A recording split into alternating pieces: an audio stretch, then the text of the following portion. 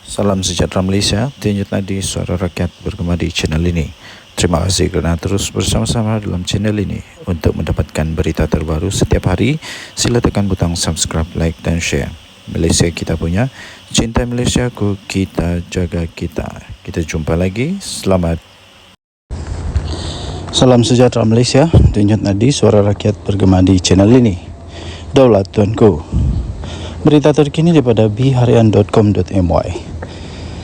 Agung mahu polis jalankan siasatan segera dan menyeluruh untuk kes GISBH. Berita penuh Kuala Lumpur. Yang di-Pertuan Agong Sultan Ibrahim mahu polis Diraja Malaysia PDRM untuk menjalankan siasatan segera dan menyeluruh terhadap kes dakwaan jenayah serta penganiayaan kanak-kanak yang telah dikaitkan dengan Global Equine Service and Business Holding GISBH. Dalam satu kenyataan menerusi Facebook rasmi, Seri Paduka Baginda yang di-Pertuan Agong bertitah, Baginda memandang serius terhadap isu berkenaan selepas berbagai berita telah dilapor serta disiarkan dalam media massa berkaitan rumah amal berkenaan. Baginda bertitah, perkara berkaitan akidah umat Islam seharusnya dipelihara setiap masa dan tidak boleh dipandang ringan. Baginda turut bertitah, justru saya menasihati semua pihak supaya tidak mengeluarkan sebarang kenyataan atau sebarang pandangan yang melampau berkaitan dengan isu agama kerana ia amat sensitif dan mesti ditangani dengan berhati-hati, titah Baginda. Baginda turut bertitah, saya mahu siasatan menyeluruh dijalankan dan tindakan segera diambil, titah Baginda. Terdahulu, media melaporkan Bukit Aman akan merujuk 3 kertas siasatan berkaitan dengan GISBH kepada pihak Jabatan Peguam Negara AGC pada hari ini. Ketua Polis Negara Tan Sri Razzaluddin Hussein dipetik berkata ia membabitkan kes yang disiasat mengikut Seksyen 14(a) Akta Kesalahan Seksual terhadap Kanak-kanak 2017 dan Seksyen 354 Kanun Kesiksaan. Beliau berkata, kertas siasatan itu berkaitan dakwaan serangan seksual fizikal terhadap kanak-kanak dan juga penggunaan kekerasan jenayah terhadap seseorang dengan niat untuk mencabul kehormatan. Denyut nadi suara rakyat bergema di channel ini, Daulat Tuanku.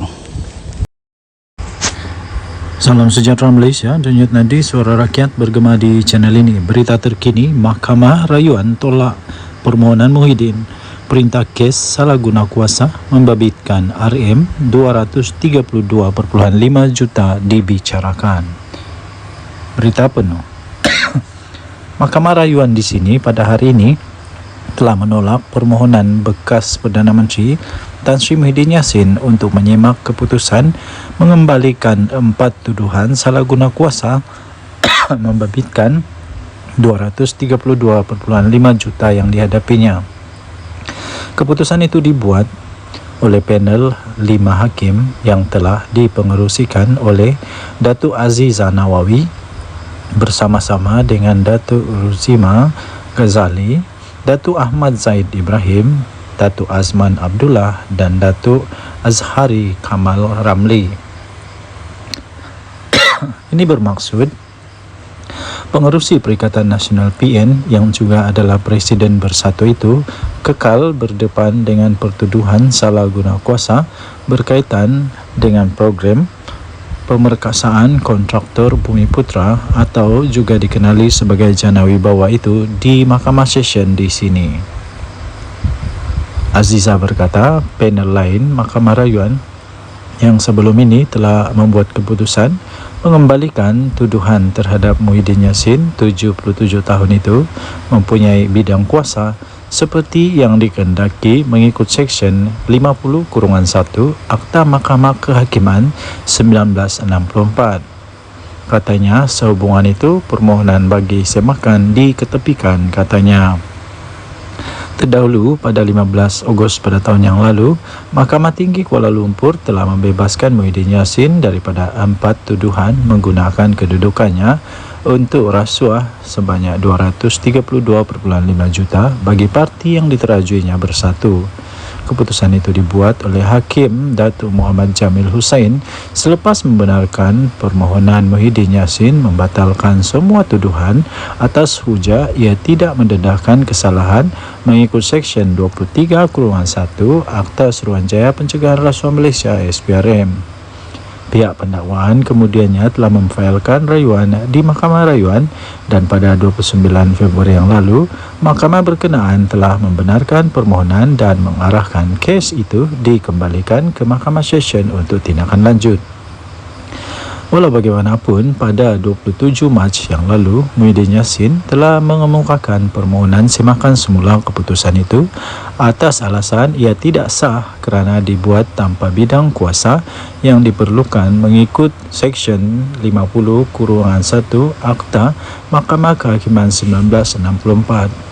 Beliau yang juga adalah ahli Parlimen Pagoh itu kali pertama telah didakwa di Mahkamah Session pada 10 Mac 2023 atas tuduhan menggunakan kedudukan untuk mendapatkan suapan 232,5 juta bagi pihak berkaitan projek Janawi Bawah daripada 3 syarikat iaitu Bukhari Equity Sdn Bhd, Nepturis Sdn Bhd dan Mamfor Sdn Bhd serta Datuk Azman Yusof. Selain 4 pertuduhan itu, Muhyiddin turut juga berdepan dengan 2 lagi pertuduhan menerima wang hasil daripada aktiviti haram AMLA berjumlah 195 juta daripada Bukhari Equity yang dimasukkan ke akaun CIMB Bank milik Bersatu. Beliau dituduh melakukan perbuatan itu di Pejabat Perdana Menteri Bangunan Perdana Putrajaya di antara 1 Mac tahun 2020 dan 20 Ogos tahun 2021 ketika menjadi Perdana Menteri.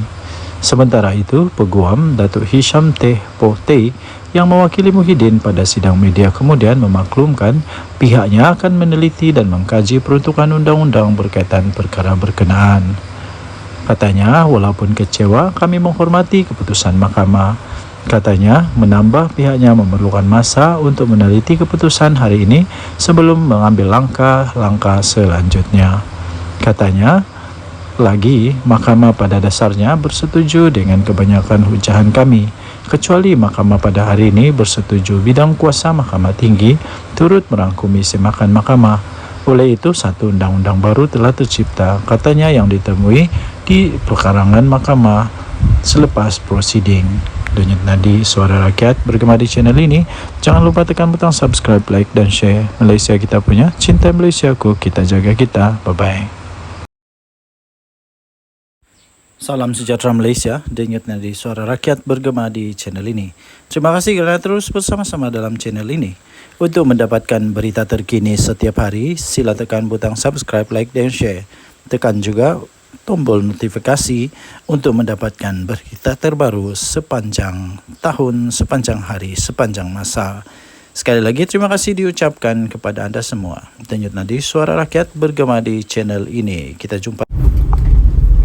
Salam sejahtera Malaysia, denyut nadi suara rakyat bergema di channel ini. Ini sudah disahkan pun, Muafakat Nasional bubar. Memanglah. Dan disahkan bahawa pembubaran ini disebabkan mereka sudah hilang kepercayaan kepada Anwar Musa, bos kepada Muafakat Nasional. Nampaknya tuan-tuan dan puan-puan yang dihormati sekalian, satu demi satu musibah, bala, malapetaka melanda Perikatan Nasional. Terbaru ini, walaupun Muafakat Nasional bukanlah dalam Perikatan Nasional, tapi mereka adalah rakan yang mesra dengan Perikatan Nasional, di mana kalau saya tidak silap Anwar Musa sudah pun menjadi ahli kepada PAS. Kalau tidak silap lah, kalau salah silap betulkan. Tapi nasib baiklah pembubaran Muafakat Nasional ini bukan seluruh Malaysia. Ini terjadi di Sabah saja. Tahniahlah kepada orang-orang Sabah yang berani, yang berani bersuara, tidak terikat lagi dengan mana-mana. Badan ke, kalau tak puas hati cakap terus. Mereka memang sudah belajar untuk berani menyuarakan. Ini satu perkembangan baru yang agak pasti merisaukan, pasti membimbangkan, pasti membuatkan Muhyiddin Yassin, Hadi Awang, pening kepala jugalah. Tambahan lagi pula lagi lah Anwar Musa. Nampaknya satu demi satu terpalit pula masalah kepada Anwar Musa sekarang ni. Itu hari Anwar Musa di dalam PRG Nenggeri, dia yakin boleh menang. Last dia kata mungkin ada sedikit perubahan, ada sedikit penurunan kepada undi kerana ada 2,000 orang tak datang keluar mengundi. Disalahkan pula orang keluar mengundi, tidak keluar mengundi. Last apa yang terjadi ya tuan-tuan dan puan-puan? Bukan sedikit majoriti yang diperoleh oleh UMNO, tapi lebih 3,500 majoriti tu. Nampaknya Muafakat Nasional tidaklah memberi kekuatan kepada Perikatan Nasional yang sangat signifikan. Jadi adakah selepas ini lagi akan ada lagi tempat lain Muafakat Nasional yang bubar lagi? Adakah tempat lain juga akan terjangkit dengan jangkitan ini? Selalunya benda-benda begini ni ada virus ni. Selalunya ada virus. Selalunya bila satu bubar, yang satu pun dia nampak ada mulai berani. Jadi dia pun kita pun ikutlah bubar. Harap-harap tidaklah bubar lagi. Kalau bubar lagi, pening kepala habislah Perikatan Nasional. Pening kepala habislah Anwar Musa. Ini memang mengejutkan, tapi memang sebenarnya sudah pun diagak lah, boleh diramal sudah sebenarnya benda ni bakal berlaku. Kerana Muafakat Nasional di bawah Anwar Musa memang bukan satu perkara yang kukuh, bukan satu perkara yang kukuh, tapi ini hasil daripada perpecahan di antara PAS dengan UMNO. Akhirnya mungkin Anwar Musa rasa sayang untuk membiarkan, jadi dia pun selamatkanlah, menjadilah NGO Muafakat Nasional. Dan ahli-ahli dalam Muafakat Nasional pula, orang-orang besar dia, kalau saya tak silap, adalah orang-orang yang serpihan dibuang daripada parti. Suraida Kamarudin sudah senyap sekarang ni. Apa kabar dia saya pun tidak tahulah. Okey, so itulah yang terjadi sekarang. Muafakat Nasional Sabah bubar. Saya sertakan juga sisipan bagi kamu. Ini sisipan dia. Muafakat Nasional Sabah bubar kerana hilang kepercayaan kepada Anwar Musa. Entah kenapa diorang hilang kepercayaan, saya pun tak pasti. Adakah Muafakat Nasional Sabah tidak suka Muafakat Nasional di bawah pimpinan Anwar Musa berada di bawah kaki, berada di bawah bukan bawah kaki lah, tapi di bawah naungan Perikatan Nasional, di bawah naungan PAS Bersatu? Tidak pasti. Tidak pasti, tapi yang pasti sudah dibubar lah. Okey, so tinggalkan komen anda, apa pendapat anda tentang perkara ini. Denyut Nadi, suara rakyat bergema di channel ini. Jangan lupa tekan butang subscribe, like dan share. Bye bye. Salam sejahtera Malaysia, Denyut Nadi, suara rakyat bergema di channel ini. Berita terkini yang pastinya mengejutkan. Muhyiddin Yassin bersatu, Sanusi, PAS, Hadi Awang dan semua Perikatan Nasional. Berita ini daripada biharian.com.my 29 Ogos 2024. Laporan terhadap Muhyiddin Yassin dibuat Istana Pahang, kata Perdana Menteri Datuk Seri Anwar Ibrahim. Berita penuh, Kuala Lumpur. Datuk Seri Anwar Ibrahim menegaskan laporan polis terhadap pengerusi Perikatan Nasional pengerusi PN iaitu Tan Sri Mahyadin Mat Yassin atau Muhyiddin Yassin telah dibuat oleh Istana Pahang. Perdana Menteri berkata beliau mengarahkan menteri-menteri supaya untuk menyerahkan perkara berkenaan kepada pihak polis. Kata Perdana Menteri Datuk Seri Anwar Ibrahim, anda langgar peraturan, anda terlanjur, anda yang perlu hadapinya. Jangan gunakan ini sebagai alat politik, kata Perdana Menteri Datuk Seri Anwar Ibrahim. Laporan dibuat, polis ambil laporan daripada Istana Pahang. Sebelumnya dalam kes lain oleh Istana Selangor dan diambil tindakan oleh Peguam Negara, kata Perdana Menteri Datuk Seri Anwar Ibrahim selanjutnya. Beliau berkata demikian ketika sidang media selepas perasmian dan pecah tanah untuk residensi Suria Madani di Taman Desa di sini pada hari ini.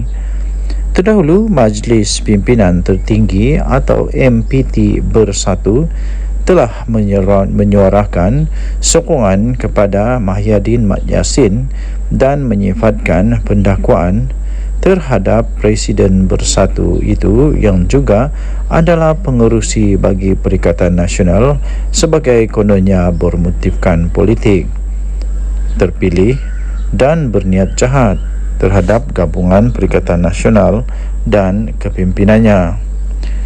Pada Selasa yang lalu, Muhyiddin Yassin sebelum ini mengaku tidak bersalah dan minta untuk dibicarakan untuk atas pertuduhan menghasut mengikut Seksyen 4-1 Akta Hasutan.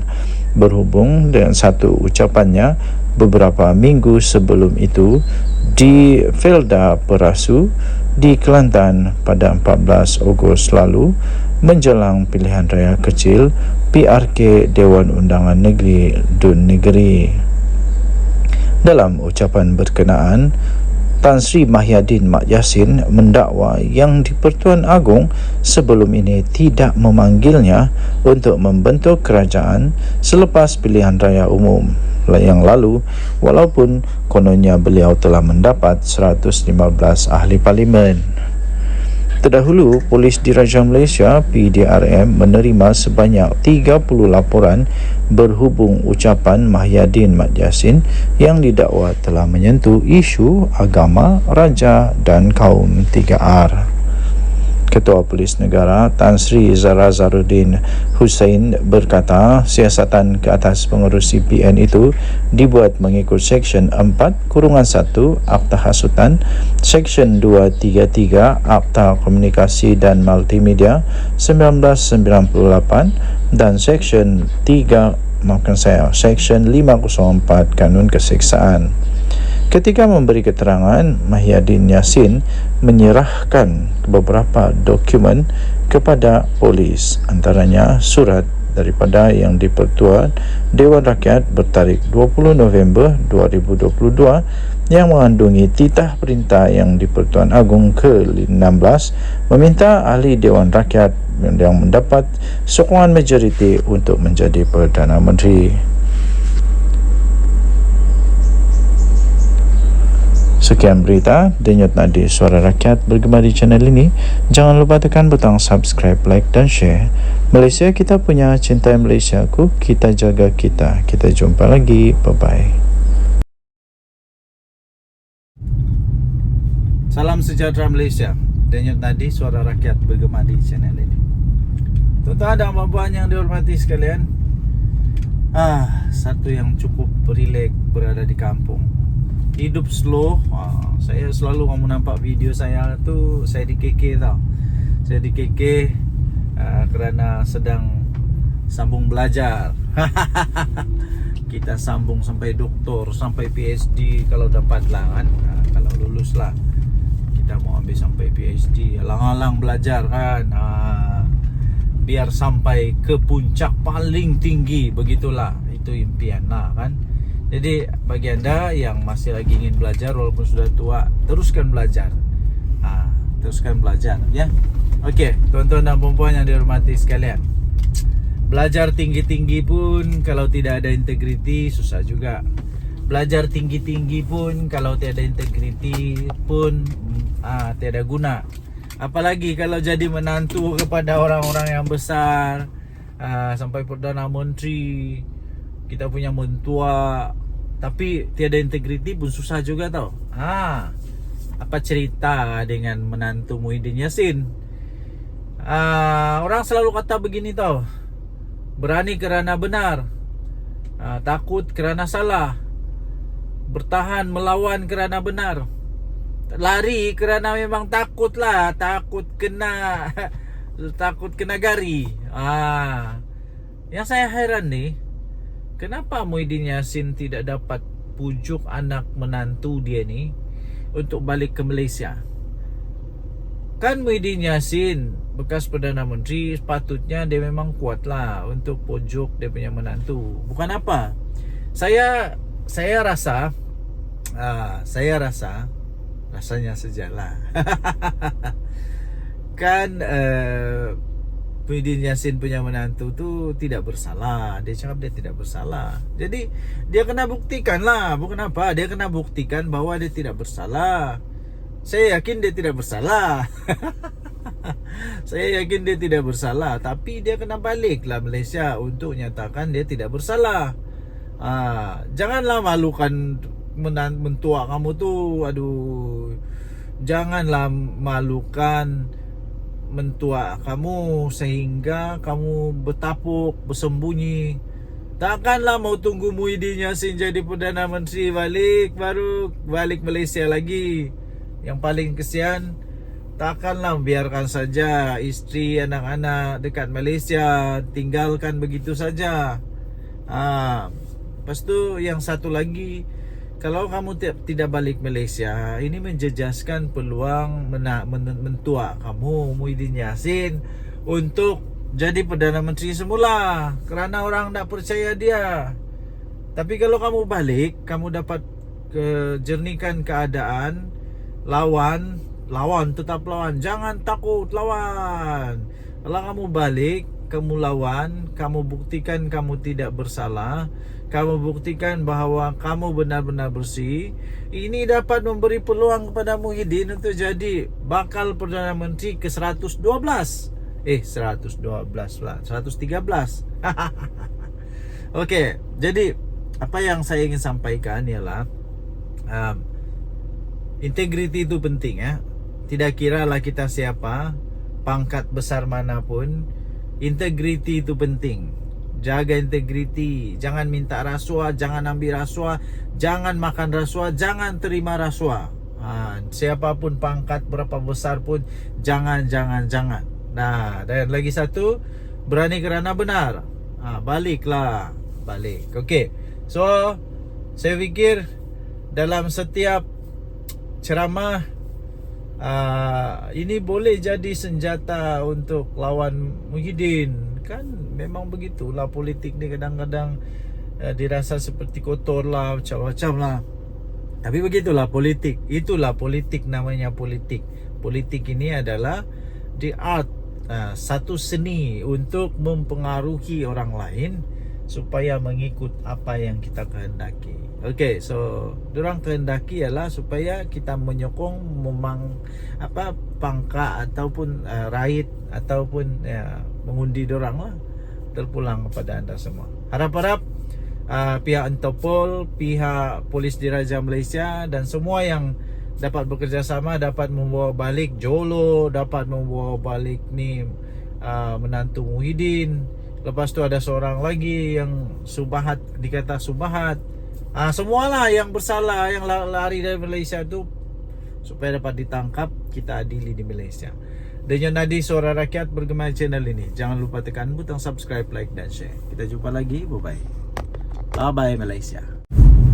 Salam sejahtera Malaysia. Selamat pagi tuan-tuan dan puan-puan yang dihormati sekalian. Patutkah Patutkah bersatu diharamkan? Patutkah bersatu diharamkan? Patutkah PPBM diharamkan? Patutkah Muhyiddin Yassin punya parti ini yang dibuat bersama-sama dengan Tun Mahathir ini diharamkan? Patut atau tidak? Sila komen apa pendapat anda.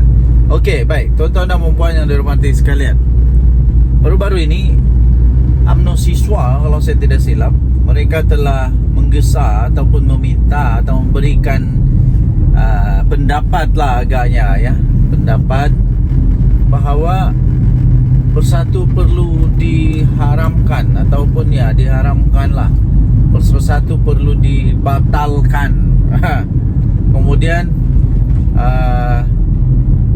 muncullah komen daripada bersatu yang tidak setuju perkara begitu.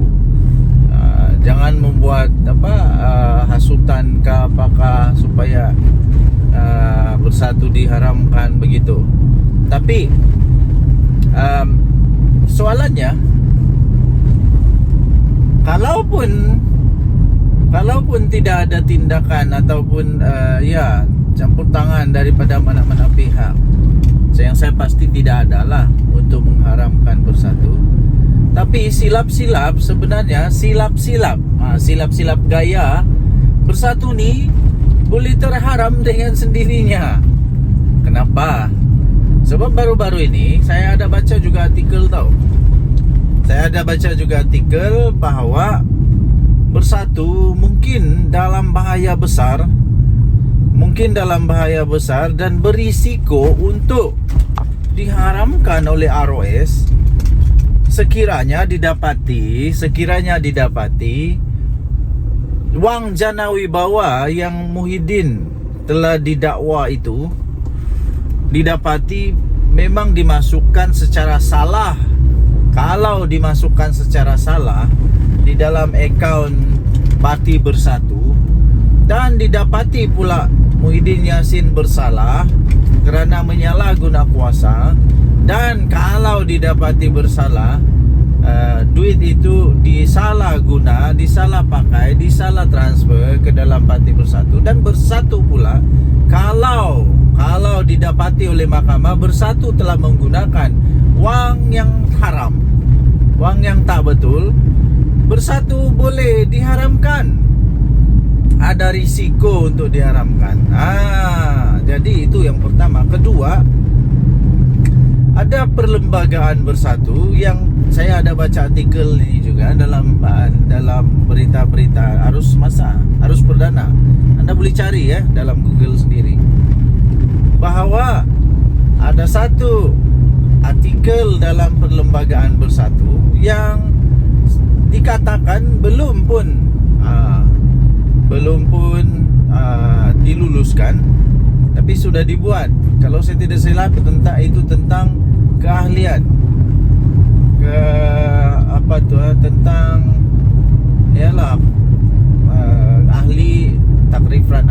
takrifan orang-orang yang boleh memegang jawatan. Itu kalau saya tidak salah tentang ahli bersekutu, yaitu orang yang bukan Bumiputra. Anda boleh ceklah dalam internet ya. Dan itu pun kalau saya tak salah itu disebut oleh di antara among the 6 MP yang keluar daripada Bersatu itu. Mereka kata mereka mempersoalkan tentang perkara itu. Jadi kalau benda ni betul-betul didapati bersalah, kalau didapati betul-betul bersalah, mau tidak mau diharamkan juga Bersatu. Mau tidak mau boleh juga dibatalkan Bersatu. Jadi sekali lagi persoalan utama dia, anda silalah jawab, tinggalkan komen anda. Adakah Bersatu perlu untuk diharamkan? Ini belum kita cakap lagi Muhyiddin Yassin yang telah didakwa kerana dakwaan menghasut terhadap yang di Pertuan Agong. Menghasut terhadap yang di Pertuan Agong. Ini kita belum lagi cakap tentang dia punya ahli-ahli sekali berapa ramai yang sekarang ini dalam masalah kerana jana wibawa. Ini belum lagi masuk menantu Muhyiddin Yassin. Okey, so tinggalkan komen anda, denyut nadi suara rakyat bergema di channel ini. Jangan lupa tekan butang subscribe, like dan share. Malaysia kita punya, cinta. Salam sejahtera Malaysia, denyut nadi suara rakyat bergema di channel ini. Perdana Menteri Datuk Seri Anwar Ibrahim, baguslah letak jawatan. Oh, itu soalan yang bagus. Adakah anda setuju dengan pernyataan itu? Patutkah Perdana Menteri Datuk Seri Anwar Ibrahim letak jawatan? Wow, anda boleh typekan komen anda. Okey, bagi saya secara peribadi, saya tidak setuju. Saya tidak setuju Datuk Seri Anwar Ibrahim letak jawatan sebagai Perdana Menteri. Ada beberapa sebab mengapa saya tidak setuju. Tapi sebelum itu, saya ingin beritahu bahawa saya bukan orang Madani kah, PKR kah, Pakatan Harapan kah, DAP kah, UMNO kah, bukan. Saya bukan ditaja, tidak pernah ditaja. Kalau saya pernah ditaja, woi kaya saya ni. Tapi malangnya saya tidak pernah ditaja oleh mana-mana. Cuma saya suka untuk menyatakan kebenaran. Okey, sebab yang pertama kenapa saya tidak setuju Datuk Seri Anwar Ibrahim letak jawatan. Pertama ialah kerana tidak ada orang yang saya nampak yang layak untuk tukar dia untuk setakat ini. Semua calon-calon PM daripada Pakatan Harapan BNK, daripada Pembangkang Perikatan Nasional kah, daripada Bebas kah, semua calon-calon yang mereka nyatakan itu pada pendapat saya belum layak, belum ada credibility, belum ada aura, belum ada pengalaman untuk mentadbir negara Malaysia. Takkanlah Muhyiddin Yassin jadi Perdana Menteri lagi.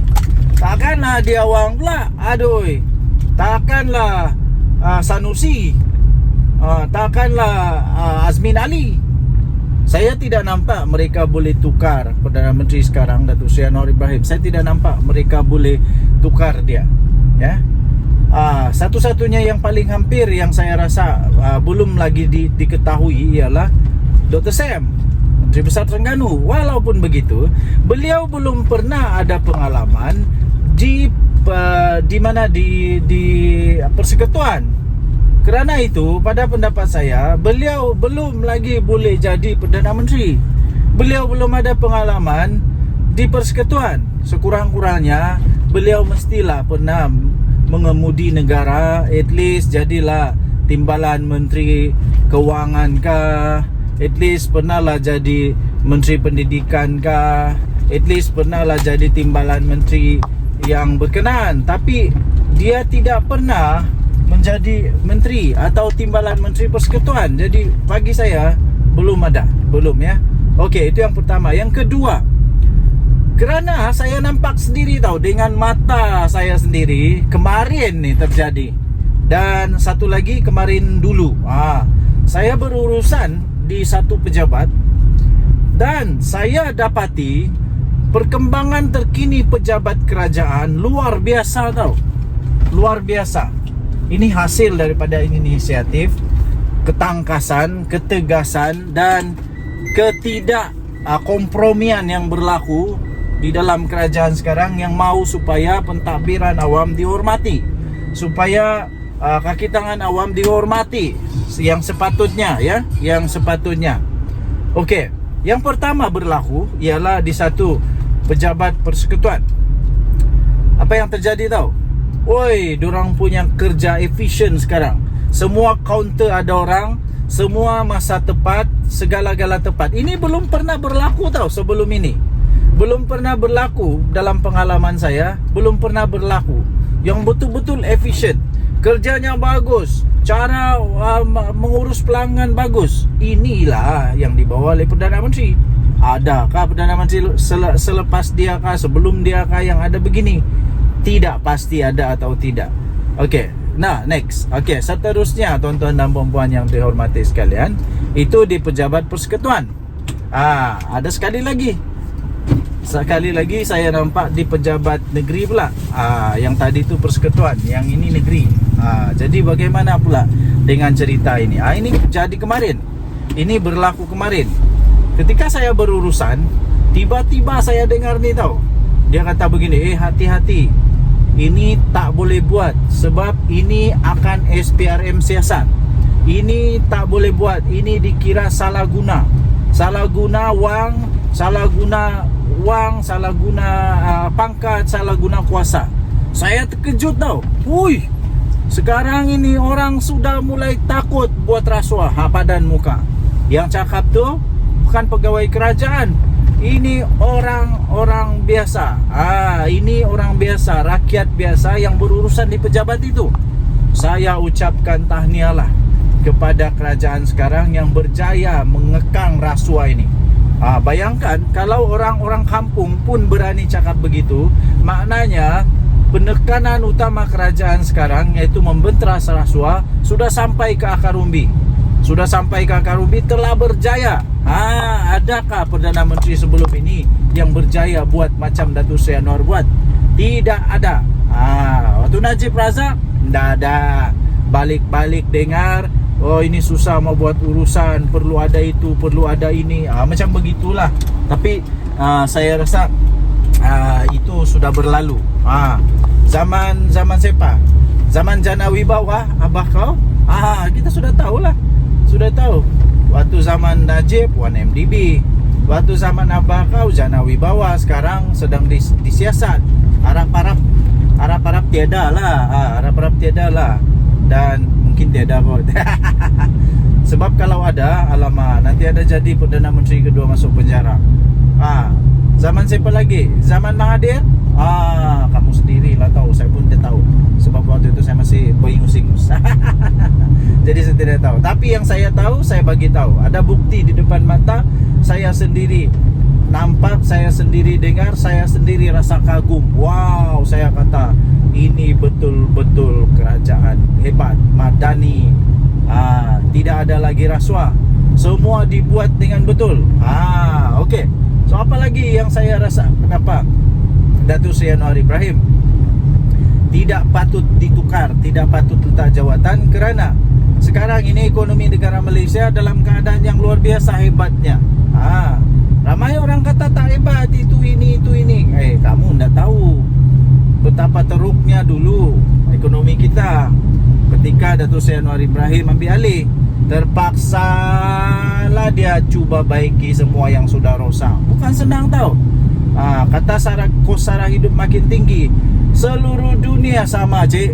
Pakcik-pakcik seluruh dunia sama. Harga barang sama, semua tempat naik. Bukan di Malaysia saja, bukan di kampung kamu saja. Seluruh dunia naik harga barang. Tapi tengoklah macam mana kerajaan mau cope, mau atasi kenaikan harga itu. Datuk Seri Anwar Ibrahim umum banyak sekali kenaikan gaji. Banyak sangat bantuan-bantuan. Ini untuk membantu. Belum pernah ada kerajaan ataupun Perdana Menteri sebelum ini yang umum kenaikan gaji seperti Datuk Seri Anwar Ibrahim umumkan. Kalau ada, silalah komen siapa dia. Okey, so banyak lagi sebab-sebab lain lah. Tapi cukuplah dengan sebab musabab yang 3 saja itu. Yang sederhana itu saya rasa sudah cukup membuktikan Datuk Seri Anwar Ibrahim tidak perlu diganti untuk ketika ini. Kalau ada, calonkanlah nama-nama yang anda rasa boleh jadi Perdana Menteri. Sila komen. Denyut Nadi Suara Rakyat bergema di channel ini. Jangan lupa tekan butang subscribe, like dan share. Tekan butang notifikasi untuk mendapatkan berita terbaru, ulasan-ulasan yang menarik, yang lucu-lucu daripada channel ini setiap hari. Kita jumpa lagi. Salam sejahtera Malaysia. Bye-bye. Salam sejahtera Malaysia. Denyut Nadi Suara Rakyat bergema di channel ini. Tuan-tuan dan puan-puan yang dihormati sekalian, satu yang cukup rileks berada di kampung. Hidup slow. Saya selalu kamu nampak video saya tu, saya di KK tau. Saya di KK kerana sedang sambung belajar. Kita sambung sampai doktor, sampai PhD kalau dapat lah kan. Kalau lulus lah, kita mau ambil sampai PhD. Alah, belajar kan, biar sampai ke puncak paling tinggi, begitulah, itu impian lah kan. Jadi bagi anda yang masih lagi ingin belajar walaupun sudah tua, teruskan belajar, teruskan belajar ya. Oke, tuan-tuan dan puan-puan yang dihormati sekalian, belajar tinggi-tinggi pun kalau tidak ada integriti susah juga. Belajar tinggi-tinggi pun kalau tiada integriti pun tiada guna. Apalagi kalau jadi menantu kepada orang-orang yang besar, sampai Perdana Menteri, kita punya mentua, tapi tiada integriti pun susah juga tau. Apa cerita dengan menantu Muhyiddin Yassin? Orang selalu kata begini tau, berani kerana benar, takut kerana salah, bertahan melawan kerana benar, lari kerana memang takut lah, takut kena gari. Yang saya heran nih, kenapa Muhyiddin Yassin tidak dapat pujuk anak menantu dia nih untuk balik ke Malaysia? Kan Muhyiddin Yassin bekas Perdana Menteri, sepatutnya dia memang kuat lah untuk pujuk dia punya menantu. Bukan apa, saya rasa rasanya sejalan. Kan Muhyiddin Yassin punya menantu tu tidak bersalah. Dia cakap dia tidak bersalah. Jadi dia kena buktikan lah. Bukan apa, dia kena buktikan bahwa dia tidak bersalah. Saya yakin dia tidak bersalah. Saya yakin dia tidak bersalah. Tapi dia kena balik lah Malaysia untuk nyatakan dia tidak bersalah. Janganlah malukan mentua kamu tu. Aduh, janganlah malukan mentua kamu sehingga kamu bertapuk, bersembunyi. Takkanlah mau tunggu Muhyiddin Yassin jadi Perdana Menteri baru balik Malaysia lagi. Yang paling kesian, takkanlah biarkan saja isteri, anak-anak dekat Malaysia, tinggalkan begitu saja.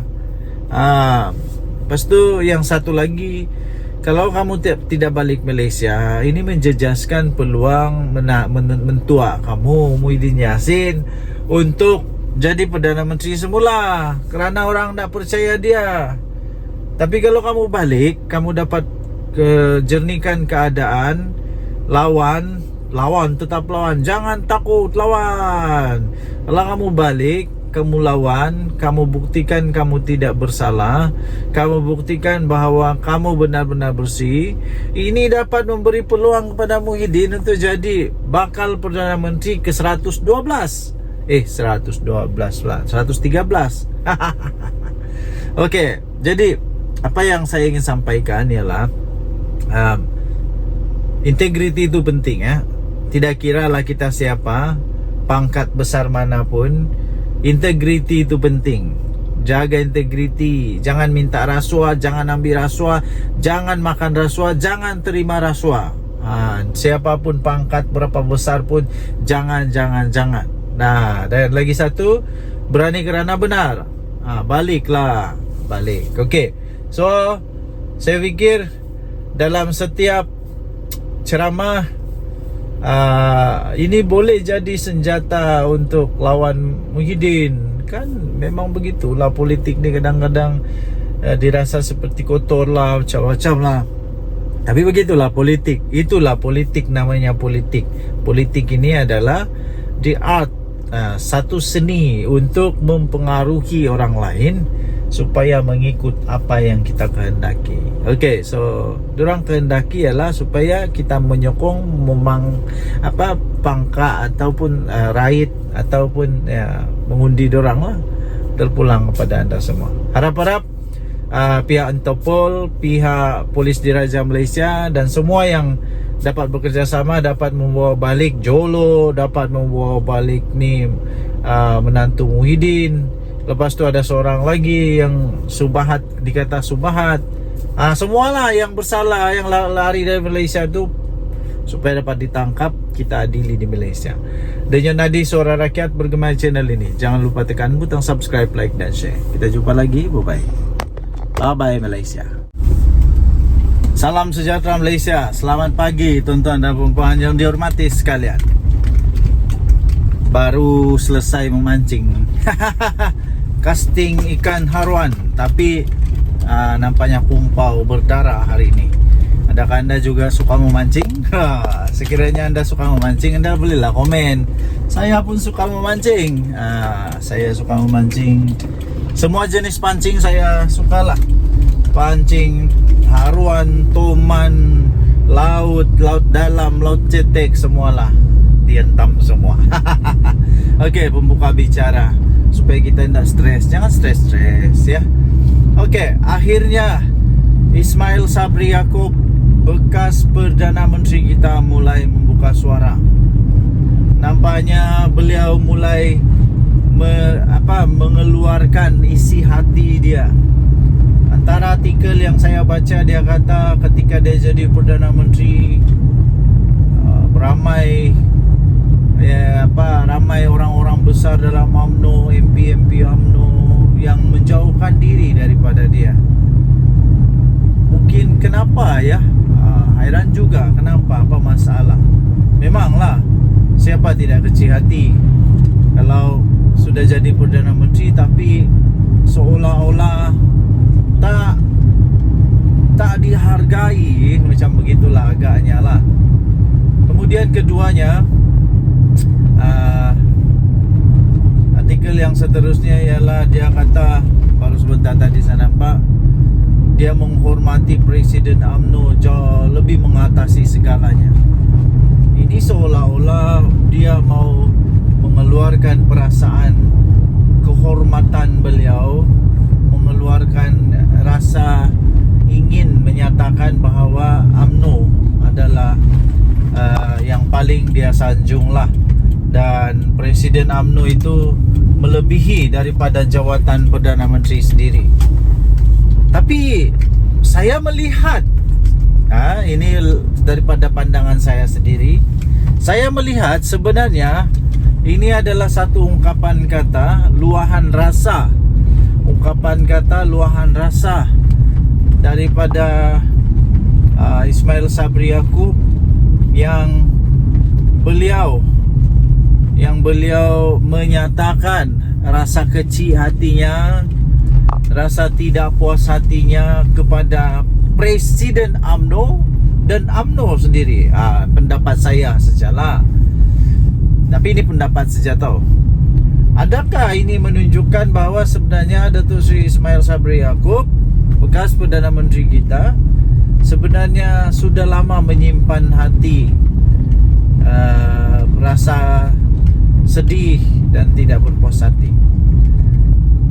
Adakah ini, anda boleh komen lah, adakah ini adalah tanda-tanda bahawa ya memang benar ada lagi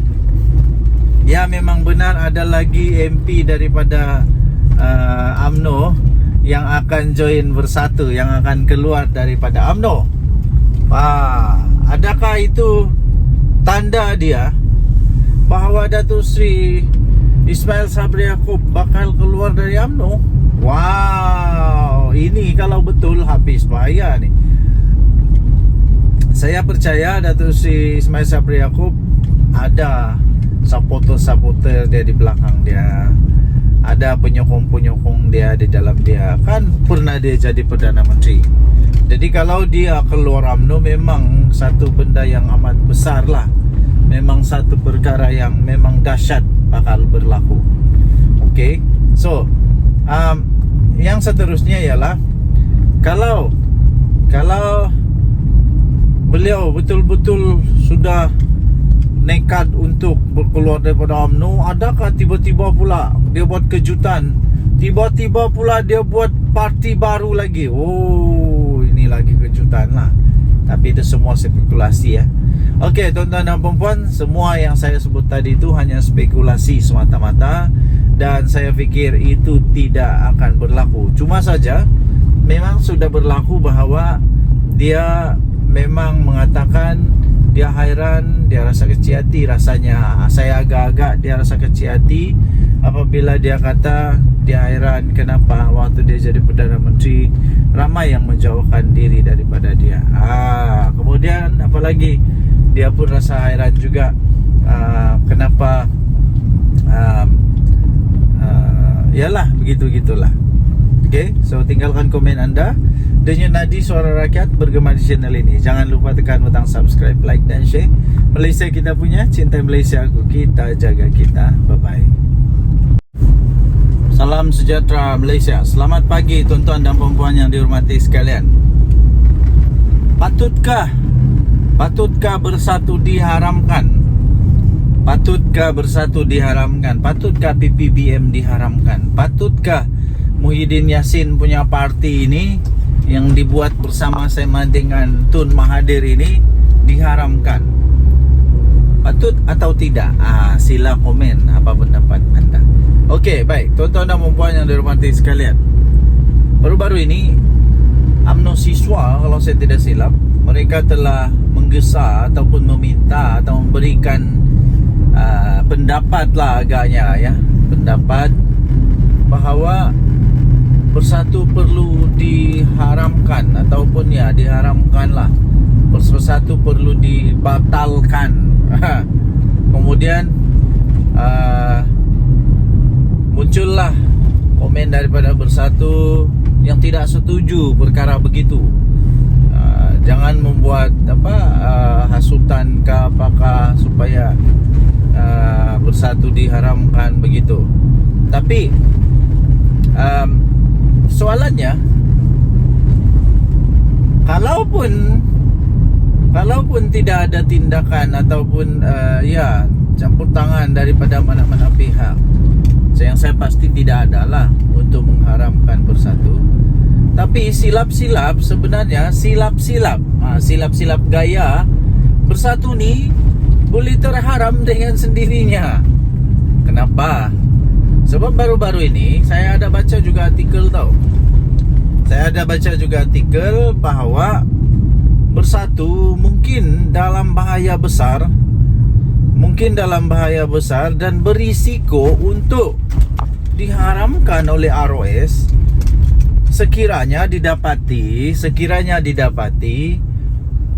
wang jana wibawa yang Muhyiddin telah didakwa itu didapati memang dimasukkan secara salah.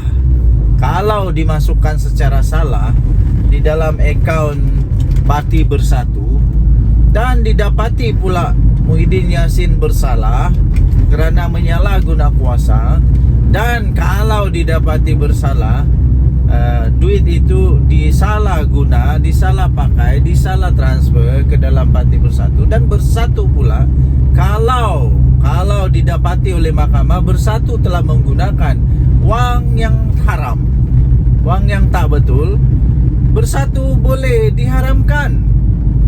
Ada risiko untuk diharamkan. Jadi itu yang pertama. Kedua, ada perlembagaan Bersatu yang saya ada baca artikel ini juga dalam berita-berita arus perdana. Anda boleh cari ya dalam Google sendiri, bahawa ada satu artikel dalam perlembagaan Bersatu yang dikatakan belum pun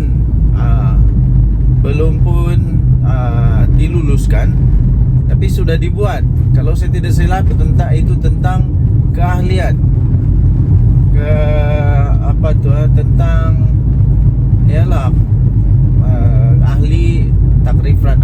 takrifan orang-orang yang boleh memegang jawatan. Itu kalau saya tidak salah tentang ahli bersekutu, yaitu orang yang bukan Bumi Putra. Anda boleh ceklah dalam internet ya. Dan itu pun kalau saya tak salah itu disebut oleh di antara among the 6 MP yang keluar daripada Bersatu itu. Mereka kata mereka mempersoalkan tentang perkara itu. Jadi kalau benda ni betul-betul didapati bersalah, kalau didapati betul-betul bersalah, mau tidak mau diharamkan juga Bersatu. Mau tidak mau boleh juga dibatalkan Bersatu. Jadi sekali lagi persoalan utama dia, anda silalah jawab, tinggalkan komen anda. adakah bersatu perlu untuk diharamkan? Ini belum kita cakap lagi Muhyiddin Yassin yang telah Muhyiddin Yassin yang telah didakwa kerana dakwaan menghasut terhadap yang di Pertuan Agong. Menghasut terhadap yang di Pertuan Agong. Ini kita belum lagi cakap tentang dia punya ahli-ahli, berapa ramai yang sekarang ini dalam masalah kerana jana wibawa. Ini belum lagi masuk menantu Muhyiddin Yassin. Okey, so tinggalkan komen anda, denyut nadi suara rakyat bergema di channel ini. Jangan lupa tekan butang subscribe, like dan share. Malaysia kita punya, cinta. Salam sejahtera Malaysia. Denyut nadi suara rakyat bergema di channel ini. Selamat pagi tuan-tuan dan puan yang dihormati sekalian. Apa kabar anda pada hari ini? Saya amat gembira. Berita paling gembira bagi saya apabila saya mampu untuk hantar anak-anak pergi sekolah. Satu kegembiraan yang paling besar bagi ibu bapa bila dapat hantar anak ke sekolah. Bagaimana pula dengan anda? Semoga hari ini dipenuhi dengan kegembiraan, kebahagiaan, semua sihat, anak-anak sihat, suami isteri sihat, semua sihat lah. Okey. Jadi apa berita hari ini? Antara berita yang paling menarik, paling trending, paling hot, paling sohor sekarang ini ialah tentang saman menyaman lah. Apalagi di mana Mahathir saman Zahid Hamidi. Zahid Hamidi mempertahankan diri. Ini tentang nama panggilan nama ataupun gelar ataupun ya yang telah dikatakan oleh Mahathir bahawa itu fitnah. Jadi nampak gaya saja ya. Nampak gayanya Tun Mahathir yang walaupun tinggal 1 tahun lagi umur dia, 100 tahun sudah, otaknya masih geliga, hebatnya masih hebat dan ingatannya masih kuat. Dan nampaknya seolah-olah Mahathir banyak kelebihan sekarang ini berbanding dengan Zahid Hamidi. Saya nampak Mahathir keluarkan segala dokumen, macam-macam lah, macam-macam lah dokumen dia keluarkan, hujah-hujahan yang dia keluarkan. Nampak seolah-olah menyebelahi Mahathir. Nampak seolah-olah je lah. Tak tahulah boleh menang ke tidak. Tapi kalaulah Mahathir menang, wow, adakah dia akan saman Zahid Hamidi sebanyak 1 bilion? Woi, kalau Mahathir saman Zahid Hamidi 1 bilion, walau jangan 1 bilion lah. Kalau dia saman 100 juta pun, yo kaya tu, kaya.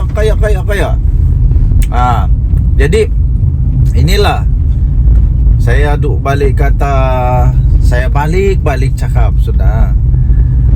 Politik, hentikanlah memfitnah, hentikanlah menabur kebencian, apalagi menabur hasutan, fitnah semua. Bila sudah kena, marah. Belum kena, elaklah daripada kena. Ini tidak. Sanggup tabur fitnah, sanggup tabur ini untuk semata-mata mau menang. Akhirnya kalau kalah, sudahlah kalah, kena saman lagi beratus juta ringgit, habislah. Ini kali ini ini memang Mahathir betul-betul marah nih, meradang betul Mahathir ini. Saya rasa memang betul-betul Mahathir marah habis nih. Kalaulah dia saman Zahid Hamidi sampai 1 bilion, mana mau cari Zahid Hamidi, mana mau cari duit sampai 1 bilion. Zahid Hamidi mana mau cari duit sampai 1 bilion. Habislah kali ini. Okey, kita sudah sampai. Kasih turun anak dulu dari pergi sekolah. Okey.